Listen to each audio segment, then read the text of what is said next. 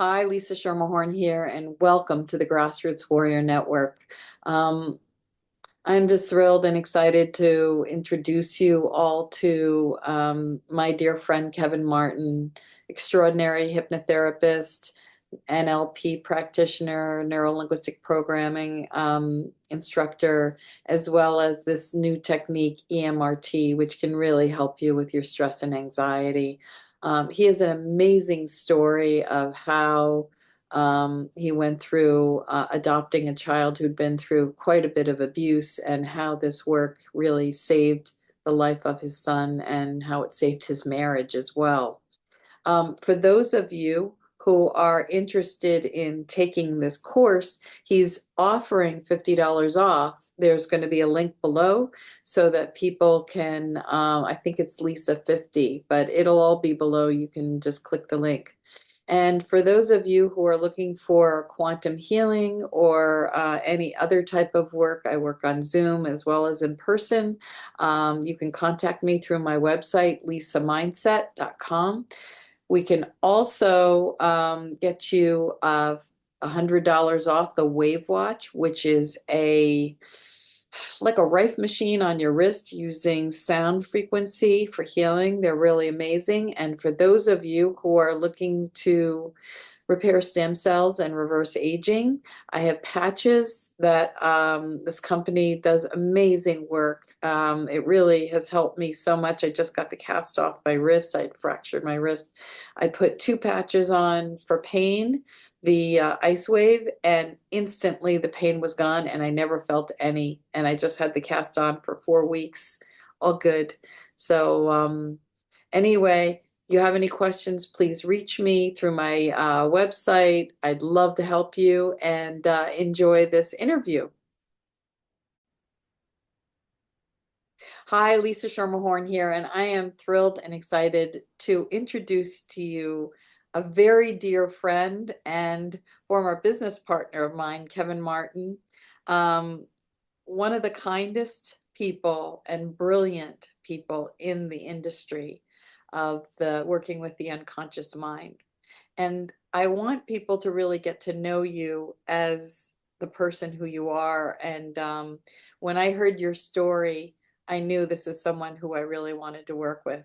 But he is a master hypnotherapist. He is a master practitioner in NLP, neuro linguistic programming. He's also the originator creator of something called EMRT, which is something we're going to talk about, which is the eye movement release technique, which is very powerful. And you'll have an opportunity to learn about this. And if you want to take his course on that.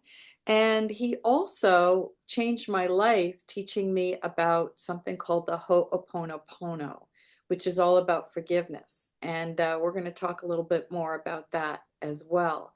So, Kevin, welcome. And thank you so much for being here.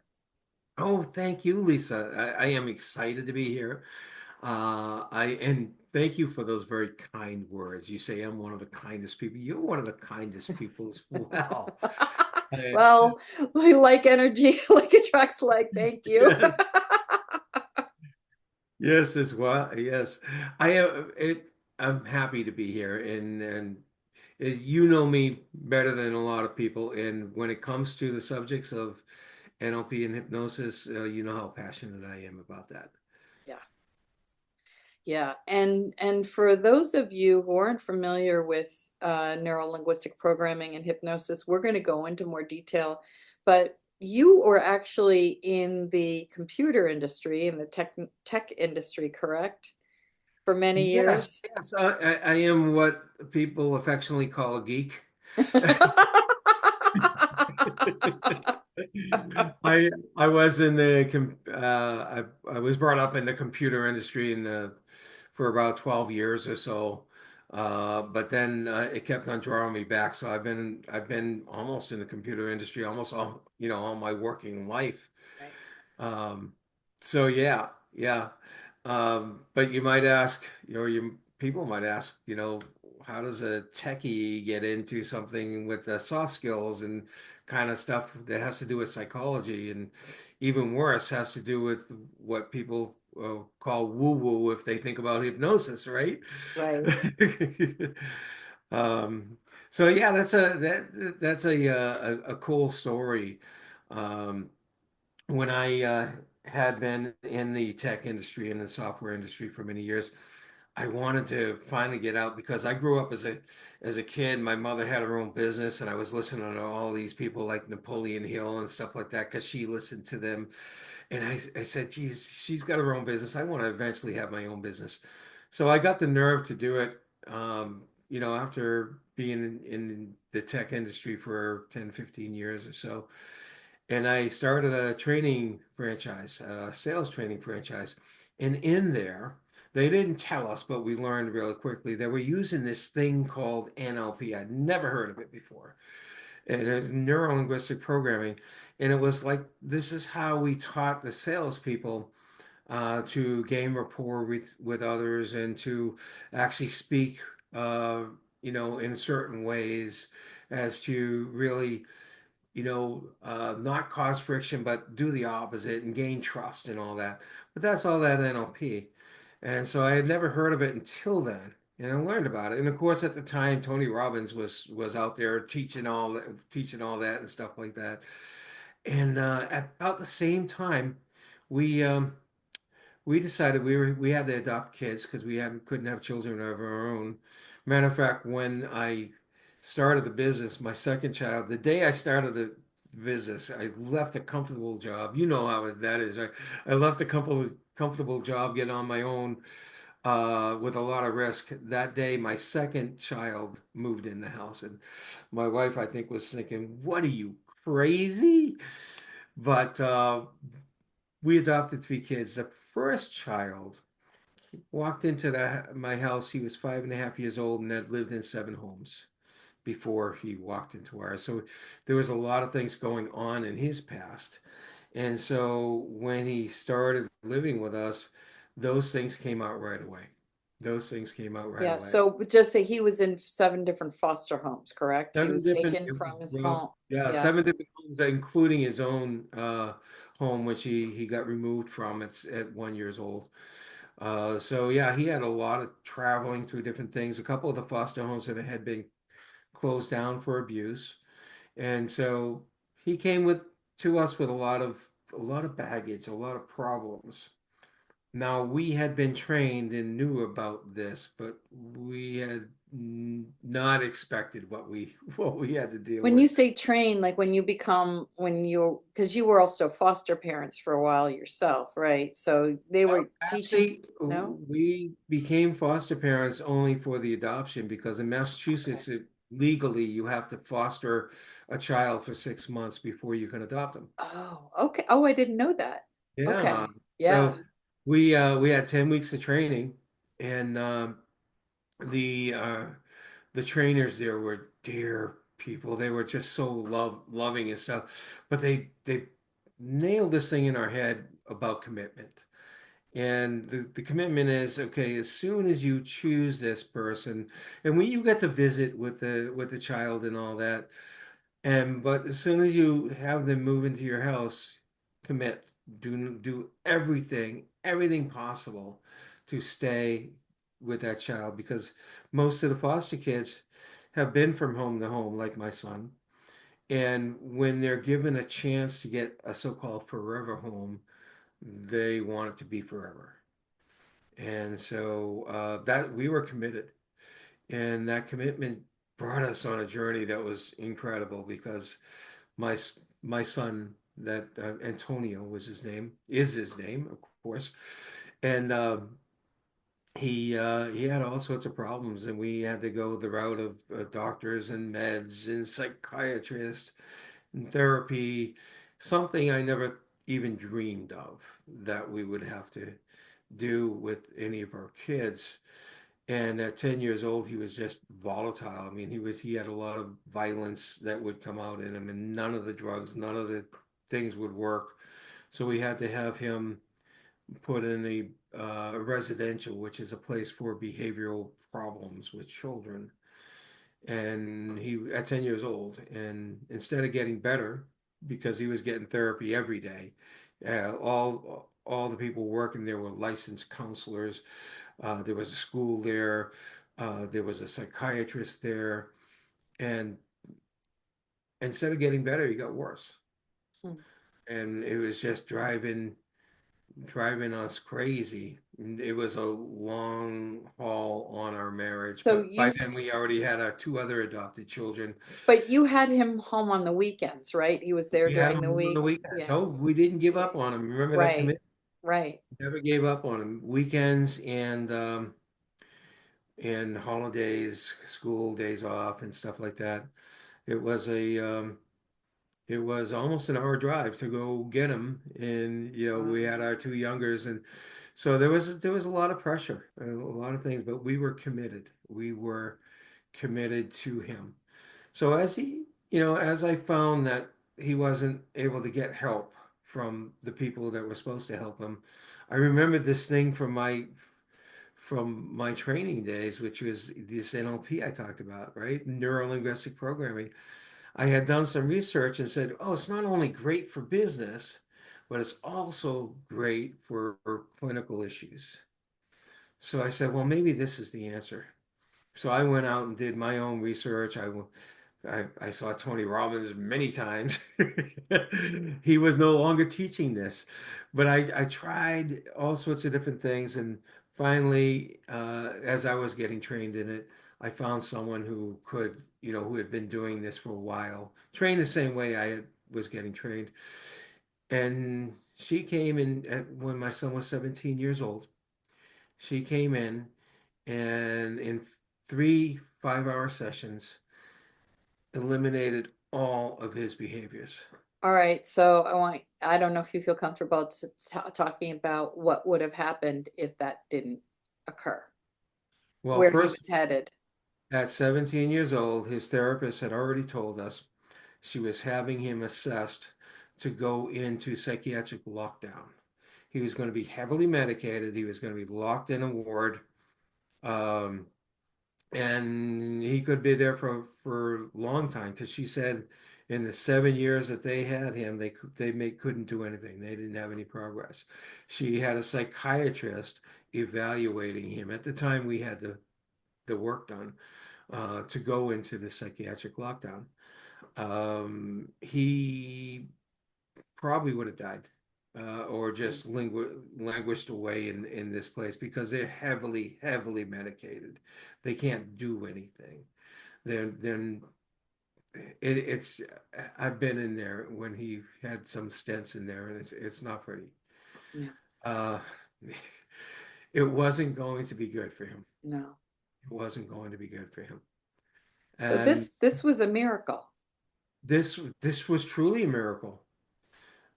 Here I was looking to help my son get over some things and get a little better. Little did I know that it would eliminate just about all his negative behaviors. I mean, he had a laundry list of diagnoses, almost everything that ended with a D that had 3 and 4 letters. And his medications were incredible. Mental health medications can be extremely dangerous and give you all sorts of problems. And we had to go through that with the years that he was on them. And so, yeah, they finally, 3.5 months after that, they let him out, saying that he no longer needed to be there. Here they were about to put him away because they couldn't handle him. And then they let him out, saying he no longer needed to be there. And And did they ask you what you did? Did they want to know what was done? oh, here's the secret. I explained what we were going to do ahead of time to the therapist. And when she found out it had hypnosis in it, she said she was adamant that it not be done. So coincidentally, when I hired this practitioner to do the work, the therapist was on vacation. She wasn't happy when she came back and basically told us to cease and desist. And we said, no problem. It's all done. You know what's so interesting? Yeah, I'm sorry, go ahead. I was going to say no one could doubt that there was a change, a positive change in my son from the very first session. My son, we told him not to tell anybody we were doing this. He was so elated because he was feeling so much better. He couldn't keep his mouth shut. So it was interesting. It was quite the journey. I love the turnaround for my son. And it was something when we first met him, when we being our first adopted, we had dreams. We had dreams. He was going to be our oldest son. He wanted a young brother and sister. He was going to be there for them, and he was going to grow up to be a great adult. And then this hit us. And then this hit us in a really, you know, n- striking way, and it almost broke up everything. And we, by the grace of God, we made it through there. And thank with God because we came to the other end. We were a lot stronger for it. We were better parents, and we do help other people going through these same things. And I think that maybe that's why our journey went that way. Um, but my son, that was 17, 18 years ago. Yeah, so tell everyone what he's doing now. Well, my son, he's 37 years old, and he's got a 10-year-old that he'll be adopting. He's been legal guardian of this 10-year-old since he was 3 or 4 years old. Yeah. My son's got a heart of gold, and he is one thing that he does not ever want to see is someone going through the same thing he did in foster care. He his one of his friends, actually his best friend at the time, had a baby, and so he was helping her out with this child from the time it was born. And she ended up getting into drugs, and she lost custody, and the grandmother got custody. But my son kept on going to visit this young child and would take him out and have fun with him. And unfortunately, my son's friend, the mother of this child, she died in a car accident.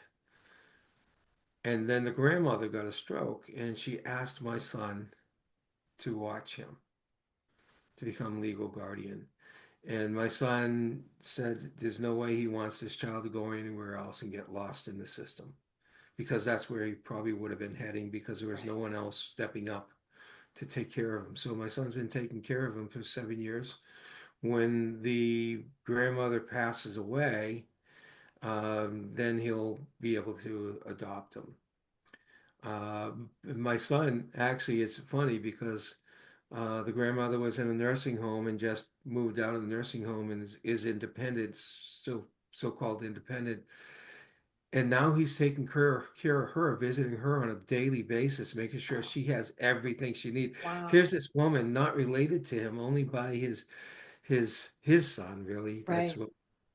what. And also taking care of her. He's got a heart of gold. Well, he takes after his parents. And So it was a great story, great ending. But when I had that work done and I saw this miracle, as you put it, and I call it a miracle too, and I said, I want to do this. I want to help people like this. And so I went and finished my training, and I've been doing it ever since. And I don't work uh, with children with those behavioral issues directly as a mainstay. My I have worked with them, and I actually do work with organizations that deal with foster care. I went and did a presentation to one this summer, and then the staff wanted me to. Just a few weeks ago, I went to see the staff, and I think they're going to have me go over and maybe be there once in a while to help out the foster kids that are having problems that wow. don't have that don't have actual foster parents. They're in group homes and stuff like that. And so I'm thrilled. I'm thrilled about that because that's where my part lies. You asked about foster care. After we adopted our three children, we did foster care for several years. It was bittersweet. It was so sweet to be able to provide care for these children. Most of them they did not have the problems that my son had. Mhm. Most of them were a lot better. But the bitter part was learning why they were in foster care in the first place. And it opened my eyes to the fact that society has a big problem. And between drugs and everything else, there's a lot of children out there that need help. And so that's been a mission of my wife and I for the longest time. We don't do foster care anymore, but we do care and we do help foster parents and parents with children that they've adopted and stuff like that. No, it's a beautiful story, and I've met your children, and they're really remarkable, all three of them. And They I've are. had the chance to meet Antonio, and I've had a chance to meet his son. He's actually been to my home. Yes, indeed. They And he's a great kid. he He's a is. great kid. He's done a great job with them. And it's interesting because I was watching something on social media, and I don't want to knock the there's a lot of good to therapy psychologists. I've been to therapy myself. My daughter's a clinical social worker, but it was interesting because they were going around interviewing. It didn't specify if they were psychiatrists, psychologists, what their actual title other than they were in the psychology industry. And they said, ask them, how many of your clients have you cured? Only one of the people interviewed said one person. The rest of them couldn't answer and kind of walked away. Mm, mm. That's Western medicine, whether it is for mental health or for physical health. Um, they just look to, okay, how can we help this person in the moment, Right, right? How can we help their symptoms? And it's unfortunate, um, but it's very, very difficult to I will use the word cure to help someone cure whatever they're dealing with, right, right? From either a physical or a mental health way, with Western medicine and I don't know if it's just that, in Western medicine it just evolved that way because in things like Eastern medicine, and I think you're a little familiar with Eastern medicine. I know you're familiar with medicine around the world, alternative medicine and energy right. medicine. I know you Yeah, are. But in Eastern medicine, it seemed like the concept was let's not look to help your symptoms. Let's look to find the root cause and get rid of yeah, it. And we just don't take that approach here in the Western world. right. It, it, it's, it's interesting because when I went through my own difficulties, I was very deeply depressed. I was suicidal. I did not want to be here anymore. I was going to therapy 2 to 3 times a week just to cope.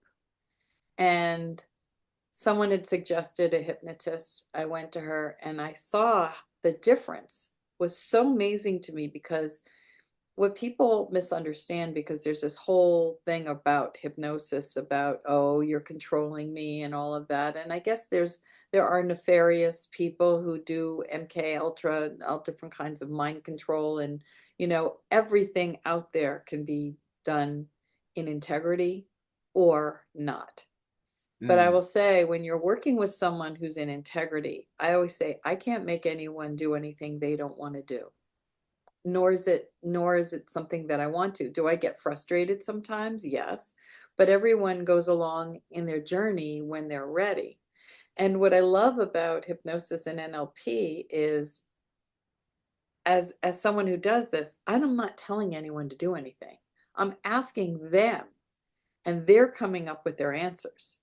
So that's what's so beautiful, because for me to tell someone how to live their life, that's not my place. Right. because everyone has their own answers inside. It's going to their higher self to discover those answers. And so, going inward and allowing Antonio to have that opportunity to go inward and release his pain from the root cause. And when it was so young, he probably didn't even have language. He wouldn't have had language to what he was feeling. Right. He wouldn't know what that root cause was, or be able to conceive of what it possibly could be. So you're absolutely right. You're absolutely right. And you're right about it is about going inward. There's no one path that Right. works for everyone. And so as a hypnotherapist, I help the individuals discover what the issues really are. Because the issues are never the issues that they come to you for. Yeah. And they often don't know really what any of the root cause is. Sometimes they think they do, and they're never right. But yeah, it's just having that ability to help them discover. And as I say, you and I work, when we do this work, we work at the unconscious level. The subconscious mind is at that unconscious level. All the behaviors, all the emotions, all the feelings, all our values, all of our control of the management of the memories and everything else, that's all in the subconscious mind. Right. And so why work at a conscious level when we can work at the subconscious level? Right. And there's so many layers because there's something called epigenetics where there's inherited stuff too. Hmm. So we can carry our great, great, great, great grandparents' trauma coming down through the generations, and you could have a fear, a phobia, or something that is running you that you don't even have awareness on. And this is really interesting because I was just with a woman 2 nights ago who told me this crazy story of um, she met this guy. This guy's life was completely upside down. This is a very educated woman. His life is and successful, like corporate type. Meets this guy who's a mess. The house was a mess, everything, life in shambles. And she made it her purpose to turn this person's around. She goes, most people would have walked in and seen this and run. And I was like, and she goes, I don't know why I did this. I have no idea why I did this. Then she told me the story about her mother. Her mother had grown up in a similar circumstance that her this guy that she had met. And I said, you didn't do this for him. You did this for your mother because you were healing your mother. You carried and brought this in with you, and this is what ran you. That's not something that you would ever discover in therapy, really. No, it really isn't. I smiled and laughed a little when you started talking about that because when I'm doing a pre-talk with my clients, I say, okay, a lot of our problems come from what happens to us at an early age. And then I said, and to compound on that, there's a lot of studies that prove what happens to you when you're growing in the womb from, and whatever happens to your biological mother impacts you and can impact you at an adult age. And then I said, to him, and to add to that, I hate to add to that, but to add to that, there's studies out there that prove that memories are come down from our ancestors, this epigenetics thing. So things that happen to your ancestors could actually impact you as an adult. And then I hate to add this too, but there's this thing called past lives that a lot of people believe. And it could be a past life as well. And I put all this on them, and then I smile. I say, "Don't worry about it. I do the We'll same get to thing because I say I'm like a detective. it." I said, this is like a really cool puzzle, and we're going to go through and figure out where the root cause is. And so, what the amazing thing is, I can ask their higher self to get to the root cause of what their issue is, and boom, they can pop into a past life. They can suddenly pop back to an ancestor that's 10 generations back. And we're going through and healing, clearing, and going through all the generations. So this is really powerful, powerful work. And it's interesting because I've had clients come to me and say to me, I don't know what my issue is this week, but I know you'll figure it out. And I laugh because you'll ask all the questions and you'll get to it. And I won't have any way of knowing what my issue is this week. And I just start laughing. That is great. That is great. And I love this work we do because we're able to help people where they couldn't get that help elsewhere. Right. Now people will say, well, there's this hypnosis stuff where you're working with the unconscious mind where people will go into a relaxed state. It's a different brain frequency. So we're in what we call beta right now, and then hypnosis will take you to the place where people meditate, right? Where they're relaxed or they're daydreaming. That's all it is. Some Yeah. people are so afraid they're going to get controlled, and you know, people are pretty aware and awake. I've had people get up and go to the bathroom and come back and still in that state. But now you've got this NLP thing, which people are pretty much wide awake. So I'd love for you to talk about the difference between hypnosis and NLP and how a little bit about how NLP works. Sure. And yeah. Sure. Now you said people are wide awake, and yes, if someone's looking in, and they'll see in two people, one's a hypnotist, and they've got someone lying down on this couch, and they've got their eyes closed, and they're really fully relaxed, and then the other person is having an interactive session with this other person using the NLP. Both do the same thing. Matter of fact, some people refer to NLP as waking hypnosis. Now, you did mention when you go into your alpha state, right? You mentioned it's kind of like daydreaming, right? And that's where we put people in hypnosis. They can go there and they can go a little deeper. But what happens there is the imagination is active. The imagination is active. So I say, I one of the techniques I have is I have people float up above the present, above now, and then they float into the past and they float into the future. And I often ask, okay, is it bright or dim? And not everyone, but most people say, well, it's a little dim or it's very dark. And so I have them imagine having a brightener, a dimmer switch. I don't know why they never called them brighteners because that's the positive part of it. That I Exactly. imagine them having a dimmer switch and then turning it, and then they'll say, "Yeah, it got bright." So they stop this little exercise where they're floating and everything in their imagination, and I say to them, well, first of all, you were floated out and you were above your memories, and you mentioned a couple of memories because often they do, and then you use that dimmer switch and it got brighter in your mind. And when I asked you in the first place whether it was bright or dim, it was different in the past and it was in the future. None of that was something you had control over. It was just happening, wasn't it? And they say, yeah, it was my imagination. And you just turned this imaginary thing in your hands and it got brighter, didn't it? And they say, yeah, it's their imagination. I will ask then another hypnotist. I said, I had them doing all this stuff in their imagination. Were they not in trance? And the hypnotist will say, yes, of course they were in trance. In order to have your imagination working at that level, Yeah. you're in trance, but you're just not lying Closed. back with your eyes closed in a perfectly relaxed thing. Um, so yeah, it's very much it's using your brain is slowing down. I do a lot of work to build rapport. For anyone that doesn't know what rapport is just making someone comfortable with you. And when they get really comfortable with you, their brain slows down in that state because there's kind of like you're bonding at a very deep level, at a almost a subconscious level.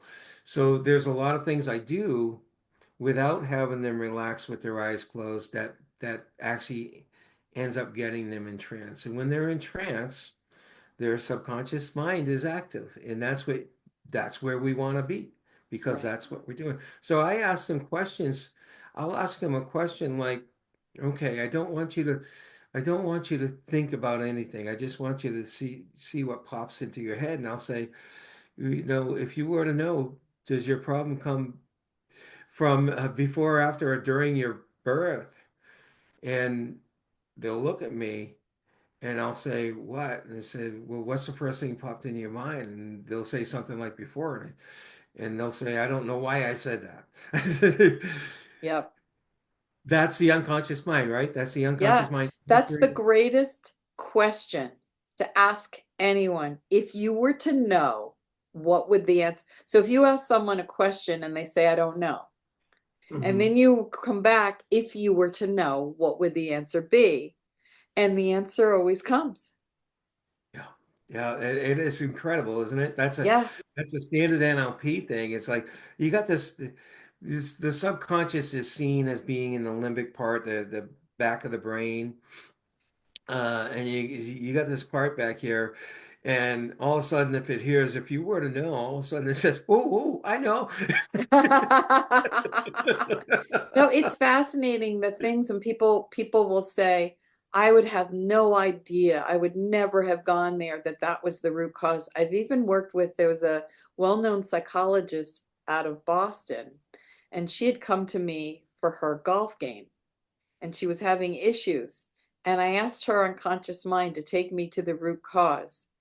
And there was something that happened as a child that was impacting her in a big way in her life.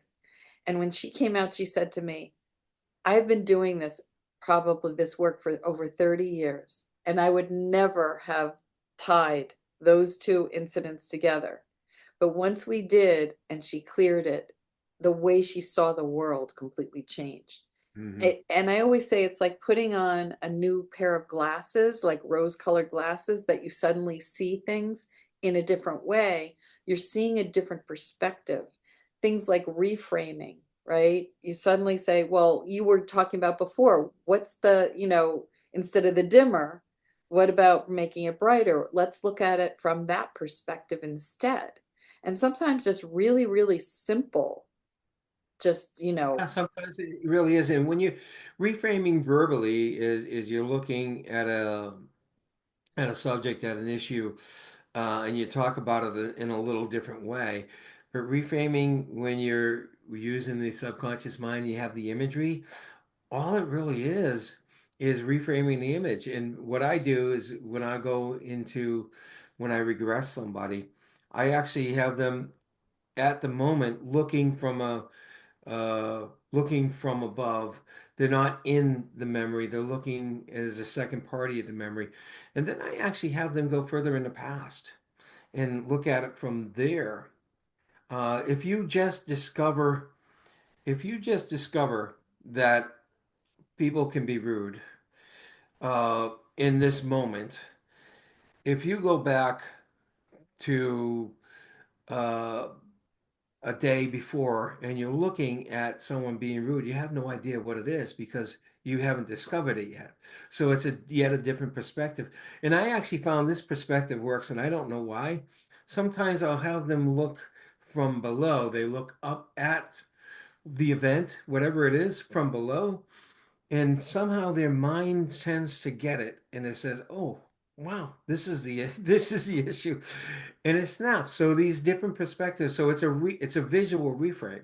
It right. truly is, in the imagery. There's so much stuff about how the mind works and how NLP. That's the great thing about NLP because the people who created NLP were studying three of the top therapists in the world at the time, but they weren't studying them to learn, these great things that they end up learning. They were just studying them to see how they could duplicate their results. That's how they started out. Right.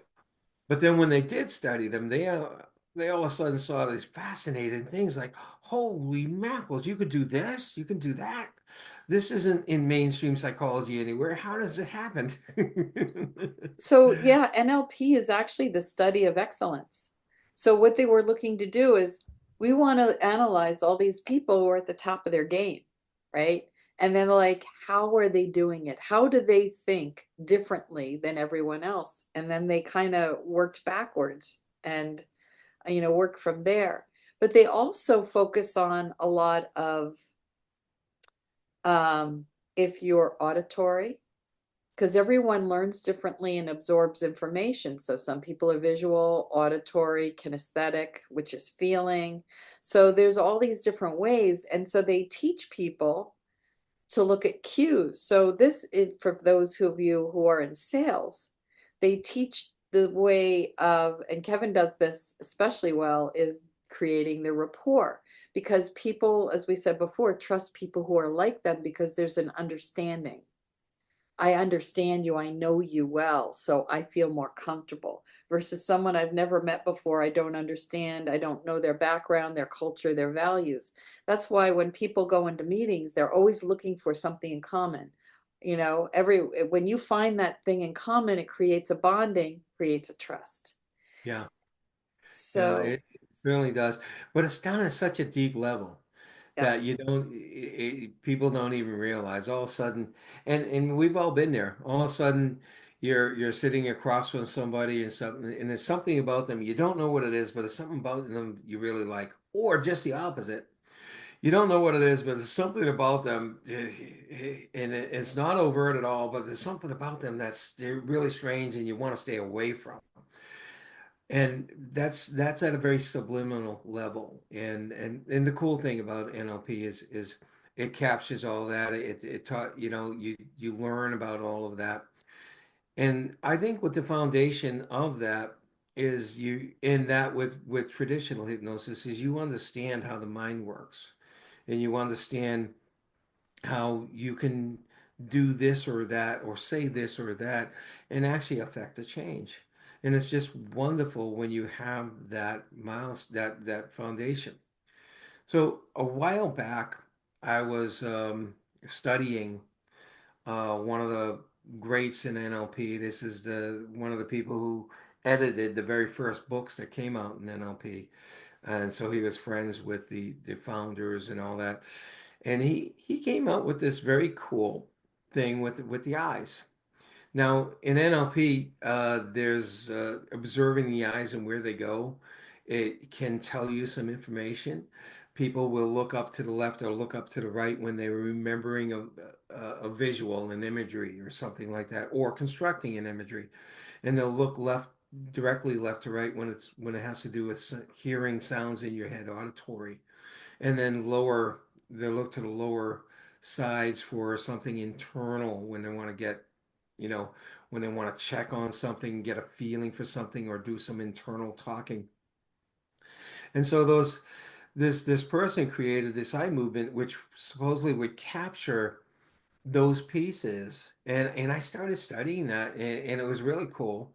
And he did it for just one or two things, and supposedly it would fill in the gap of a problem. So as I was studying that and going deeper, and then studying the thing with eye movements, I learned something about the eyes that I really didn't know. Is the eyes are the only sensory organ that go directly to the brain. And yeah. do you know where in the brain the part that controls the eyes is? It's not right here behind the eyes. It's way back. All right. So the part of the brain that controls the occipital lobe, I think they call it, that controls the brain is way back. So when your eyes move, it sends a signal that goes through the brain. So I researched the fMRIs, And and what's fMRI? oh, fMRI is a functional MRI. The MRI is the magnetic resonance induction unit. If people listening, they ever had an MRI, you know you have an MRI because you hear all this clunking as you're lying there. Clunk, clunk, clunk, clunk, clunk, clunk. The Have a, gigantic magnets. yeah. It's really cool. So functional magnetic resonance, actually, you can do something. You can be looking at something, or in this case, moving their eyes while they're getting an MRI. And So it shows that certain eye movements in certain ways will cause noise, will cause all noise in all the lobes of the brain. So I said, well, this is interesting because the other eye movement thing, the one that's much more popular called EMDR, that's really based on something called bilateral stimulus. And bilateral stimulus says, oh, I'm going from one hemisphere of the brain to the other hemisphere of the brain. And there's a lot of things that do bilateral stimulus. You can do this to cause bilateral stimulus. You can have alternative beeps in your, headset, alternative ones to cause bilateral stimulus. There's actually devices you put in your hands and it pulses one, then this, and then this, and then this. So yeah, the bilateral stimulus does cause a distraction, but nowhere near as much as certain types of eye movements. EMDR was originally an eye movement and evolved into a other thing, but it was just a left and right eye movement. Simple as that. And there's so much more to that. And EMDR was meant to help with PTSD. Yeah.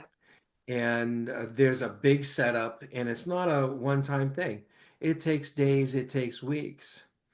And because of the setup, there's a danger in the setup. Because if, I don't know, Lisa, if you've had a PTSD from a really traumatic thing, when you go back and think about the things that Yeah. happened, it's not pretty. No, it It can really causes a re-traumatize. lot of Yeah. emotional pain. Yeah. And some people can't stand it. So some people actually, instead of getting better, they come out a little worse. My son was one of them, by the way, because they tried EMDR on him and he flipped out. Um, so there's, but that's working with PTSD, and there are dangers to how you approach PTSD. But I learned this, and I learned the foundations, and I learned exactly how it worked. And once I learned how it worked, and it wasn't exactly the first person who I learned it from, it wasn't exactly his theory. But once I learned how it worked, I said, well, I can apply this to a lot of things. Okay, what's happening that bothers you on a daily basis? Is it someone you're thinking about, something you're thinking about? Is it something that you hear? Is it a certain part of your life that bothers you? I have them get that into their mind and into their body. And it is uncomfortable, but it's nowhere near PTSD. I don't use my eye movement on PTSD. There are better things for that. But I have them get it in there, and then I do this eye movement with them, and in as little as 90 seconds, and sometimes quicker, it's gone. It's Yeah. gone. It is amazing. I'm actually trained in it. Eye movement, release technique. Yeah.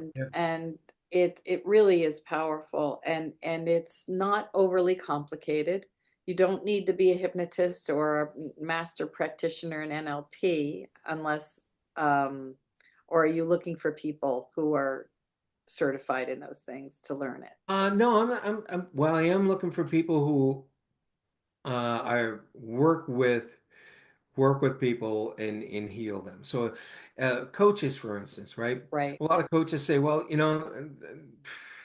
this guy has so many limiting beliefs, I can't get through past them, right? Or he's got triggers of this, or he's got a fear of this. EMRT can take care of all that. Matter of fact, the limiting beliefs is really interesting because who would have thought that you can change a limiting belief in seconds? There is an NLP process. It takes about 5 minutes, and it gets rid of a limiting belief. Um, this takes 60 to 90 seconds, and at the same time, you can reinstall or start to reinstall a positive belief. Because one of the things I learned is that um, when the eyes are moving, something happens. After the eyes have finished moving, something else happens to the brain in a very positive way. And so things can be reinforced as well as things can be obliterated. I explain it this way. Do you remember vinyl records, Lisa? Yeah. Yeah. And you probably, Am I your giving parents away probably my had age? vinyl records. Your parents probably had vinyl records when you were a kid Yeah. and a record player that they said to stay away from. You know why you said to stay away from it? Oh, because you could scratch the records, Because right? you can scratch the record. If you Pop bump it. into it and that needle goes across it, that record will never play the same way again, will it? No. That's what the EMRT does. Yeah. That's what the EMRT does. So I'm giving thank you for let me talk about this because I am giving a class on this, a virtual class. You don't have to come down and see me in Tampa. Although if you're in Vermont in a foot of snow, you might want to come down and see me in Tampa. Uh, When there's uh, no hurricane. our hurricane season has ended, thank God. I know. However, this is I don't know if it has to do with me. When we moved down here last year, they had the driest summer ever, and this year was the worst hurricane season ever.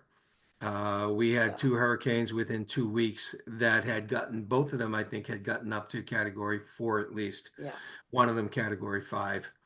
And it was horrific. But I love to see humanity get together. I love to see people, and this is what I saw everywhere, is people helping the other people that, some people have lost everything, and it Yeah. was horrific.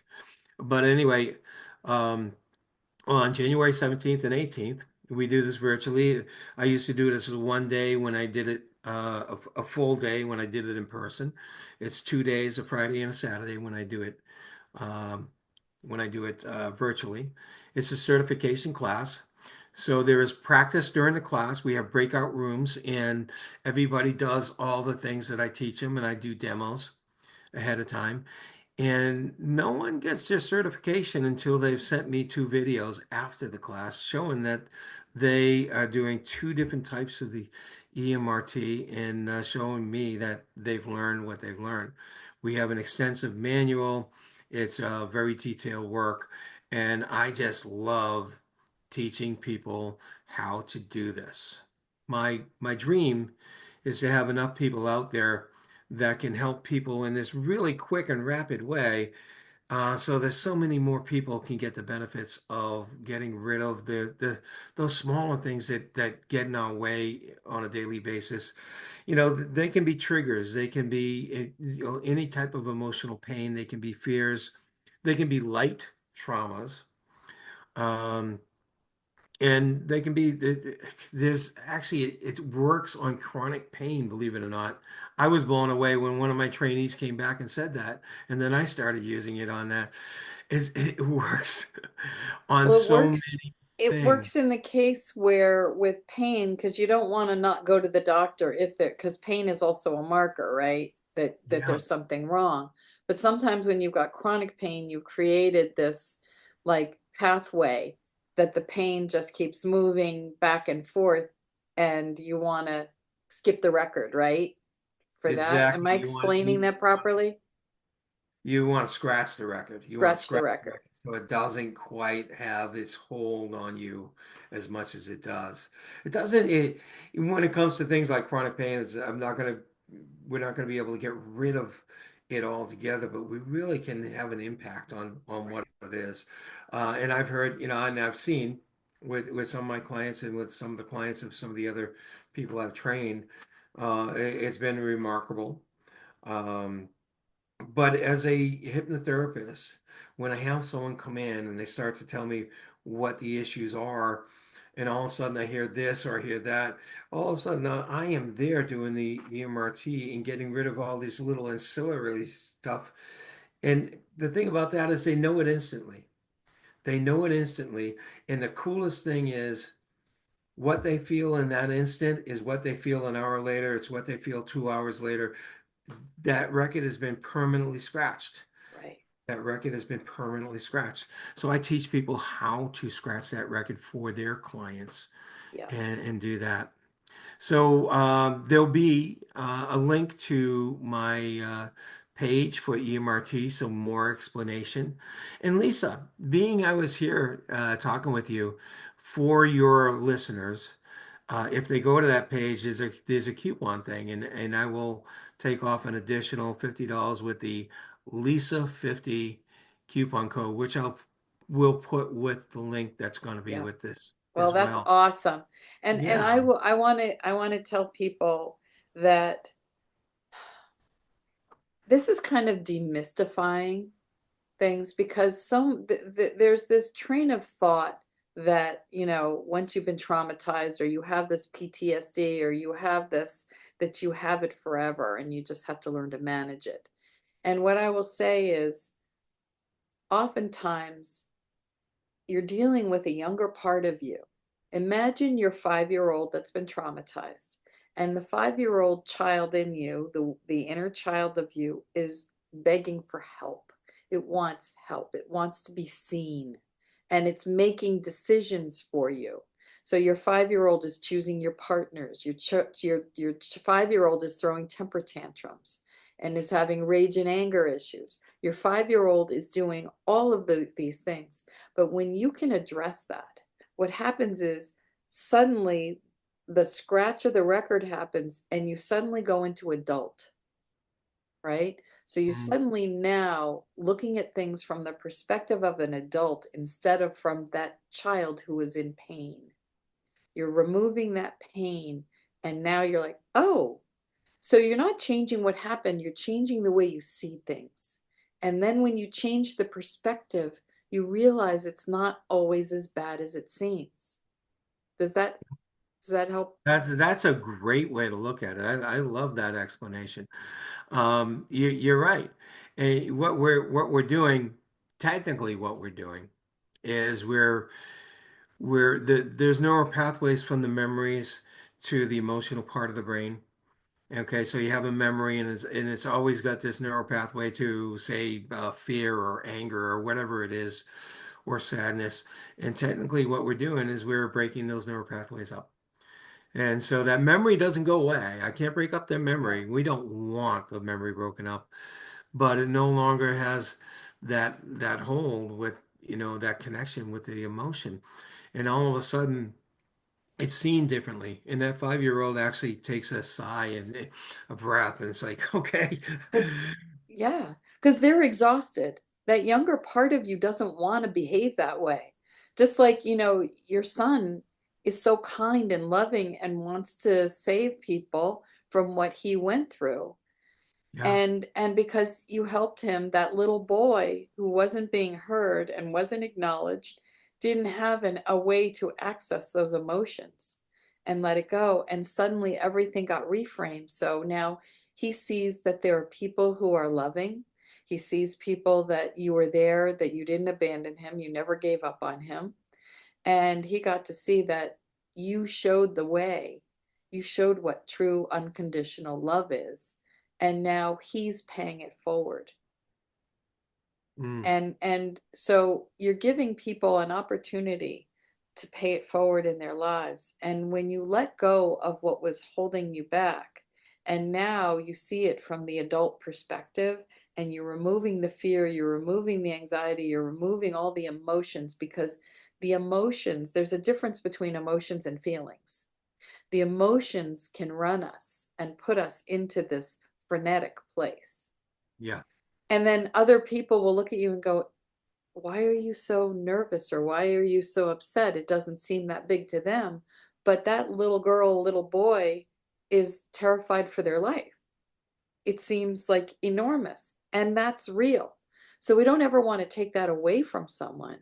You can't take what happened, but what you're doing is you're taking the emotion out and you keep the wisdom Mm, because there are gifts in everything. And I always say, what did this person teach me? What was the gift in what they gave me? So I'm looking at it from a reframe. So now when you release this trauma, this, you know, whatever this emotion is, now you can say, oh, this is the gift that I was just given. exactly. You talked about glasses before. I look at it from the way of when you're there in that trauma, when you're there in those emotions, you actually have all sorts of filters on there. Yeah. And when you're able to release those, you're actually seeing a lot clearer. Yeah. It totally Yes. is. It totally is. So, Yeah. if people want to learn more, you know, you don't have to be a therapist. You don't have to be a hypnotherapist. If you're a coach or just someone who wants to help other people, I would imagine this would work for teachers if they want to calm children down. Hmm. Yes. Um, and any way to just help settle people down and help them get out of that fight or flight. You're working with the parasympathetic nervous system. Yes, exactly. So, anyone, and there's parts of this. So, someone who gets trained, they don't have to work with people with trauma. They don't have to work with Right. people who have all this. There, there is, there is something in there that will help people calm down. Matter of fact, a, um, I teach a Hawaiian process called Mm. hakalau, which actually is with the eyes as well. That's why I add that into that training. And that helps you calm down really quickly. And focus and concentrate. Yes, It indeed. puts you into a state. I've used it because you taught it to me. And I've learned that and I use it when I speak. So it helps you memorize for if you have kids who are studying for tests or you're studying or you have to be a speaker. It's an amazing technique to absorb large amounts of information and be able to regurgitate, if you have to memorize large amounts. So students are this is awesome for. And the other thing we didn't get to, which I want to touch on briefly, that you also teach is something called the Ho'oponopono. And Oh, that's the ancient Hawaiian technique of forgiveness. yes, yes, it is ho'oponopono, the whole concept. Ho'o means to make, and pono means right. And when they emphasize it, when they want to emphasize it, they put it twice, so it's pono. And so like to make right for me and right for you, or right for the world. And so Ho'oponopono, it is all about forgiveness. The process, which is well known in the law of attractions area, is this four-phrase prayer called it goes something like this: I'm sorry, please forgive me, I love you, and thank you. And it's a prayer to God. This is a release technique. This is an incredible release technique. And yes, it does work for law of attraction, but it works to release things that you might have around someone or something. And I use it for my clients. I'll think of my clients, and if there's anything that comes up that's a little negative, or that seems like it's a some sort of belief around what I'm doing with them or around them, I'll use that to release them. And the interesting thing in the difference between this particular one and other type of things is when I seem to let go of things, it not only changes me, but very often it changes the people around me. And that's why I actually use it with my clients. I use it on myself for my clients, Yes. which is really, it's such an astounding, almost miraculous So thing. I was part of a group, a Ho'oponopono group that Kevin was co-leading with someone else, and we would meet weekly and get together and talk about, he taught the techniques of how to do this forgiveness work and how to work with other people with it. And I had a stack of people about that thick on index cards of people that I needed to forgive or circumstances that I needed to forgive. And so many people will go into this thing about, I'm not forgiving them because that means that what they did was okay and they hurt me. And so therefore that what they did was unforgivable. And that's not quite the way it works because it's just about you not carrying it. It's you're letting go of it because the only person that you're hurting is you. It's the swallowing the poison pill expecting the other person to die. If I'm holding on to resentment and anger, the other person doesn't even know it. And they're moved on with their day and they're enjoying their lives, and you're sitting there in misery, seething, and that can actually make you sick. So when you let go of it, and I had two situations where I was doing that prayer and the techniques every day. And 3 months into it, I got a call from someone I hadn't spoken to in 14 years. Said, I noticed that things have changed between us. There had been no contact. I want you back in my life. How can we make this happen? Doesn't mean that I have to be their best friend. It doesn't mean that I have to, have them in my life, but I was able to let go, create forgiveness. And as soon as I forgave all those people, I had been trying to write a book for 15 years. The book title came, and the book literally came pouring out of me. And I'm not kidding. It was 15 years I tried to write that book. And as soon as I forgave all those people and went through this process, and I thank Kevin all the time because this was the thing that I needed to do so that I could go inward and be authentic. Because if you think about it, what percentage of your thoughts are going into anger, frustration, resentment? Sometimes it's 80% or more. Mhm. What's left for you in creating your life, right? Because what you focus on is what you bring in. And so you're the creator of your own world. So when you are angry and frustrated and resentful, you that mirrors back to you. The world will mirror that back. So the act of forgiveness is for you to create the life that you want. And the EMRT is part of that too. Well said, Lisa, because I teach forgiveness at all sorts of levels, and the whole thing is getting people to realize that forgiving someone in their life is not about saying it's okay. It's not about opening themselves up to be hurt again. It's about letting go of what's hurting them. And it's about letting go of the control because, in essence, that other person seems to have control over you because you're the one hurting, not them.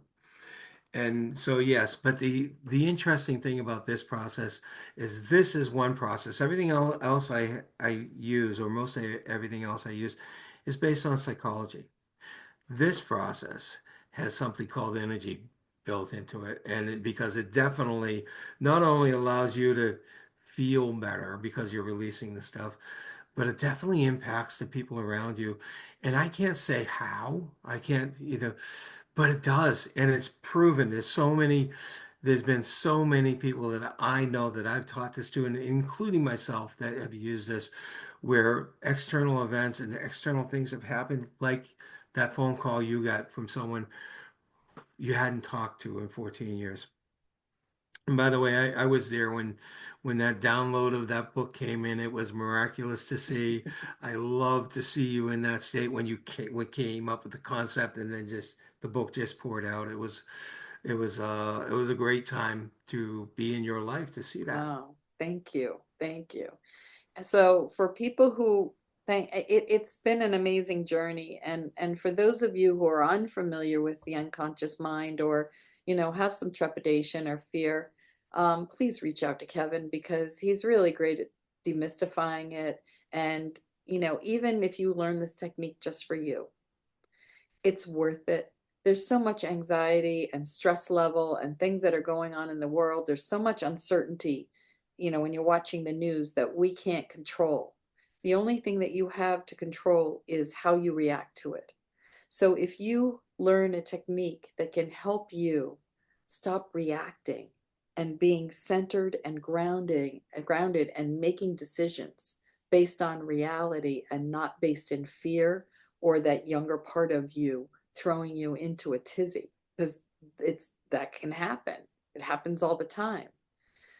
But allowing yourself to learn how to ground yourself and how to get yourself in that right mind so you can function and have the life you love.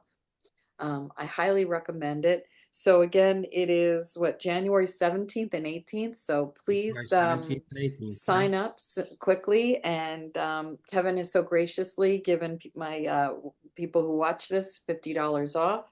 So we'll have the links below. And anything that we didn't cover, anything No, that I we're think we missing? covered a lot here, Lisa. Yeah, Thank you very yeah. much for having me, for allowing me to tell my story. And also, Kevin works online with people. So if you want to do hypnosis or NLP, Zoom works beautifully. So you don't have to be in the Tampa area. So reach out to him for any work that you're looking for. And Kevin, thank you so much. Stay on, but I'm going to stop the recording and Right. um, Thank you again for being here. Thank you very much for having me, Lisa.